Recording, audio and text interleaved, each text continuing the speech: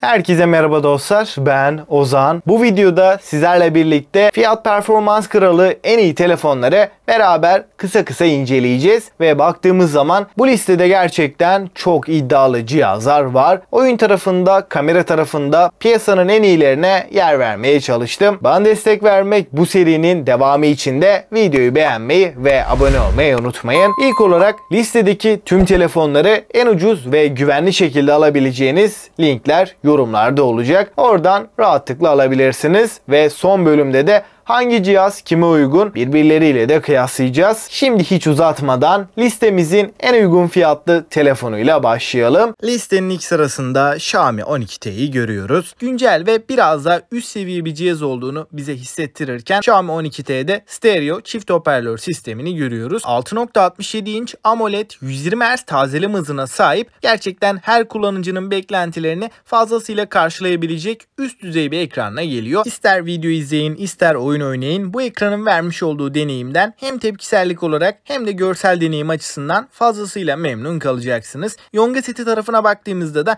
MediaTek'in en güçlü serilerinden Dimensity 8100 işlemcisini görüyoruz. 8 GB'lık RAM ile birlikte geliyor. Performans açısından Android tarafındaki en iyi işlemcilerden diyebilirim. Oyunlarda en üst ayarlarda her türlü kullanım içinde bu işlemcinin gayet tepkisel, hızlı bir şekilde çalıştığını söyleyebilirim. Kamera tarafına baktığımızda ana kamera 108 megapiksel f1.7 diyaframa sahipken Samsung'un ISOCELL HM6 sensörü burada kullanılmış. Yardımcı kameralar klasik olarak 8 megapiksel ultra geniş ve 2 megapiksel makro çekim kamerası. Kamera açısından eksileri olsa da genel deneyimiyle bu fiyat bandında ideal diyebilirim. 5000 mAh batarya ve 120 Watt hızlı şarj desteği bulunurken batarya konusunda bu cihaz hiçbir şekilde bir problem yaşatmayacaktır. Yazılım olarak da Xiaomi 12T MIUI 13 ve Android 12 ile geliyor. 3 yıl boyunca güncellemeleri alacağını da söyleyeyim. Listenin ikinci sırasında zamlanan bir diğer telefonumuz da maalesef Poco F5. Poco F5 alıştığımız sade, şık, silikon, güzel bir kılıf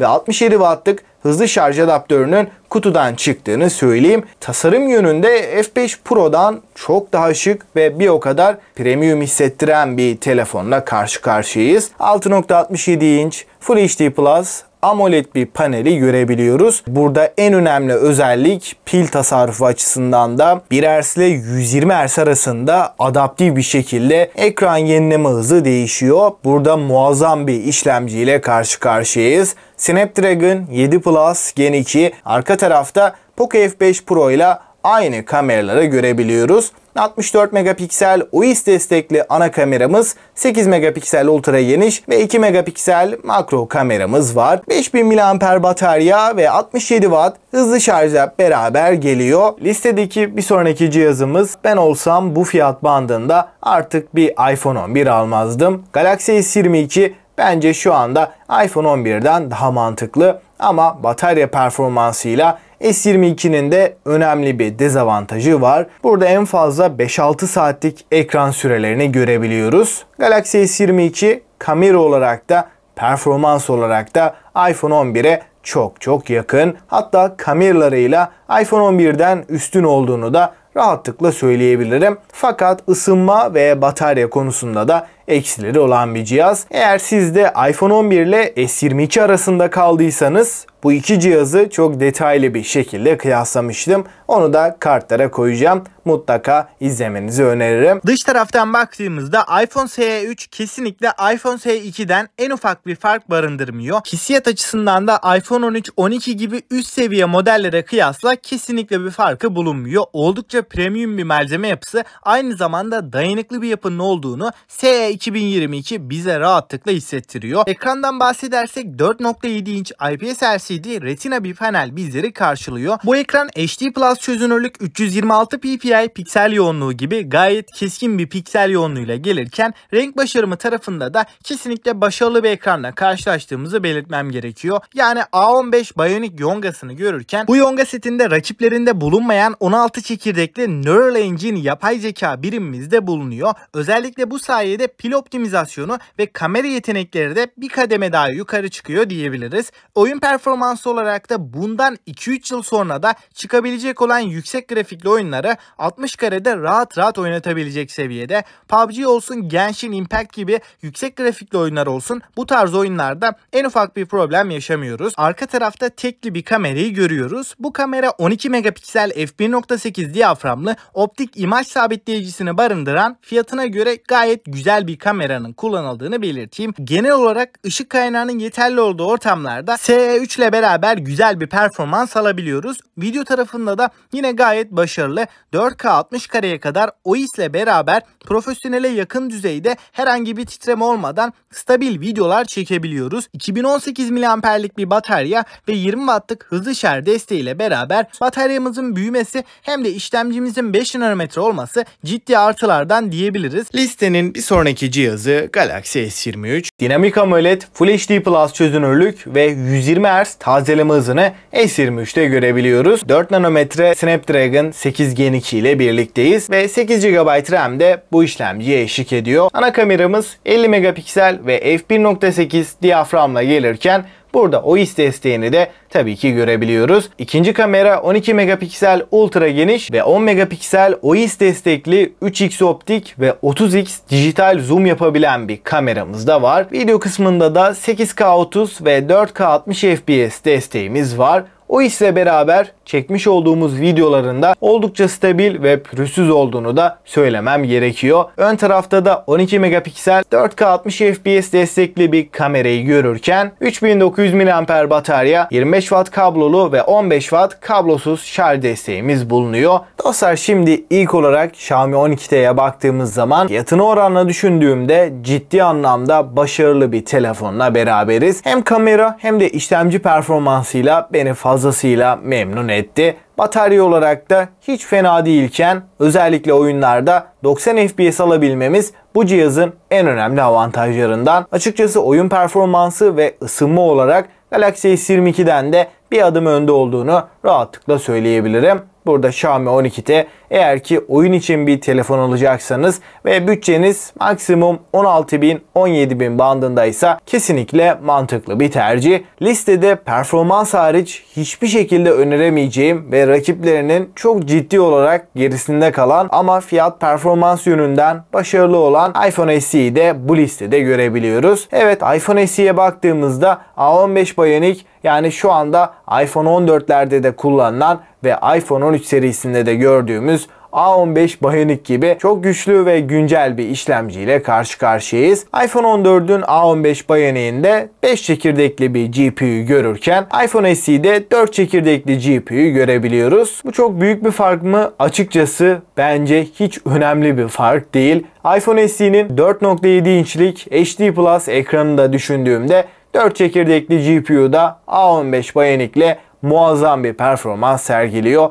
Burada ister oyunlarda olsun, isterse telefonu alıp uzun ömürlü kullanmayı düşünün, her senaryo için fazla yeterli. iPhone SE'nin tek öne çıkan noktası performansı. Bu fiyat bandında şu anda listede olan Galaxy S23 haricinde diğer tüm telefonları adeta ezip geçiyor. Ama işlemci tek başına kesinlikle yeterli değil. Kamera ve ekran konusunda çok ciddi bir şekilde geride kalıyor. Bu telefonu sadece şu şekilde önerebilirim. Eğer bir iPhone alayım ve en uzun ömürlü, en performanslı iPhone'u en uygun fiyata almak istiyorum derseniz, bu noktada iPhone SE'den başka herhangi bir seçeneğimiz de yok. Kalın çerçeveler, küçük ekran, küçük batarya sizin için bir problem değilse o zaman iPhone SE'yi gönül rahatlığıyla alabilirsiniz. Ama 64 GB'ını ben çok fazla önermiyorum. Alacaksanız 128 GB'ı almanızda fayda var. S22 ise kamerası ve özellikle de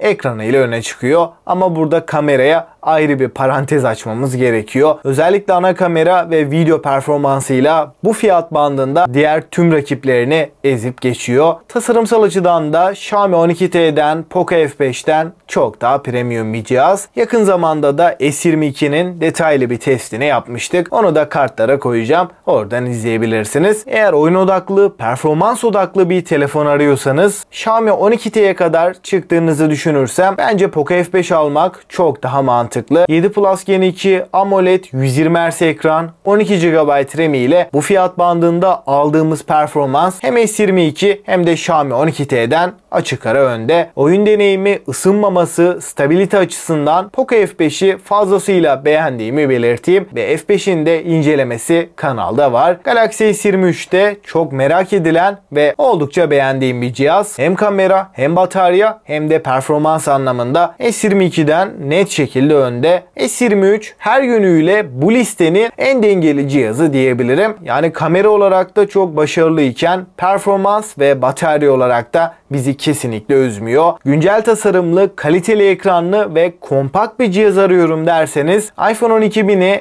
Apple tarafında şu anda fiyat performans yönünde en başarılı cihazlardan diyebilirim. 5.4 inç oldukça kaliteli XDR OLED ekranı, A14 Bionic Yonga seti ve kameralarıyla gerçekten mantıklı. Fakat iPhone 12 mini herkese göre değil. SE'den daha büyük bir ekranın olmasına rağmen burada kasa boyutu açısından iPhone SE'den de daha küçük bir telefonla karşılaşıyoruz. Yani mini bir cihaz diye aklınızda kırpılmış bir telefon düşüncesi kesinlikle olmasın. iPhone 12 neyse 12 mini de aynı donanım, aynı kamera ve aynı ekran kalitesiyle beraber geliyor. Buradaki tek fark ekran ve kasa boyutu. iPhone 12 mini bu bataryayla S22'nin de bir adım gerisinde. Şu anda da 24.000 bandında 64 GB bir 12 mini alabiliyoruz. Son olarak da kısa bir özet geçip genel bir değerlendirme yaparsam benim listedeki favorim her anlamda uzun ömürlü ve kompakt bir telefon olan Galaxy S23. Gerçekten aldığınız zaman hiçbir noktada pişman edecek bir telefon değil. Ama iPhone 12 mini ve Poco F5'te kesinlikle alınır. Peki siz olsanız bu fiyat bandında ne alırdınız? Görüşlerinizi mutlaka bekliyorum. Sizce fiyat performans serisi devam etsin mi? Devamı gelsin diyorsanız videoyu beğenmeyi ve abone olmayı unutmayın. Ve sonraki video kadar kendinize çok iyi bakın. Hoşça kalın.